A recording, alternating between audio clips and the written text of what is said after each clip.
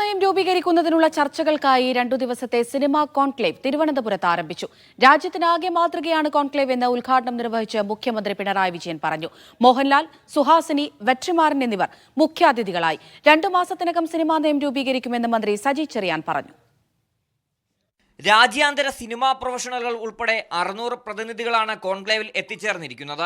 ഇതിനോടകം കോൺക്ലേവിൽ പാനൽ ചർച്ചയ്ക്ക് തുടക്കമായി. സിനിമാ മേഖലയുമായി ബന്ധപ്പെട്ട 9ഓളം വിഷയങ്ങളിലാണ് സമഗ്രമായ ചർച്ച.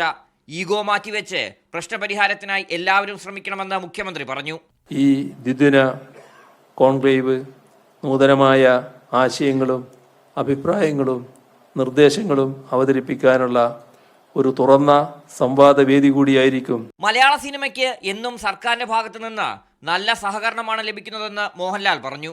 ചലച്ചിത്ര നയരൂപീകരണ പ്രക്രിയയുടെ ഭാഗമായി ഇന്നിവിടെ ആരംഭിക്കുന്ന നാഷണൽ കോൺക്ലേവ് ഫലപ്രദമായ ചർച്ചകൾക്ക് വഴിയൊരുക്കുമെന്നും ക്രിയാത്മകവും കേരളത്തിന്റെ സാംസ്കാരിക തനിമ പ്രതിഫലിക്കുന്നതുമായ ഒരു ചലച്ചിത്ര നയരൂപീകരണത്തിന് ഈ കോൺക്ലേവ് സഹായകരമാകുമെന്നും പ്രതീക്ഷിക്കുന്നു. ചർച്ചയിൽ ഉയർന്നു വന്ന ആശയങ്ങൾ കൂടി പരിഗണിച്ചാണ് സിനിമാ നയത്തിന് അന്തിമ രൂപം നൽകുക. യഥാർത്ഥത്തിൽ ഇത് കംപ്ലീറ്റ് അങ്ങ് ചോദിച്ച ഈ ഒരു ലക്ഷ്യത്തിലേക്ക് നമ്മൾ എത്തിച്ചേരണമെങ്കിൽ ഈ സമയമൊന്നും പോരാ.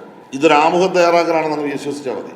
ഞാൻ പറഞ്ഞത് ഒരു പൂർണ്ണാർത്ഥത്തിലേക്ക് ഇപ്പോൾ നമ്മൾ എത്താൻ കഴിയില്ല. കാരണം ഒരുപാട് സൂക്ഷ്മമായി പരിശോധിക്കേണ്ട ഒരു മേഖലയാണ്. മറ്റൊരു മേഖല പോലെ അല്ല ഇത്. ഇത്തരത്തിൽ ചർച്ചകളുടെ അടിസ്ഥാനത്തിൽ സിനിമാ നയം രൂപീകരിക്കുന്ന ആദ്യ സംസ്ഥാനമാണ് കേരളം.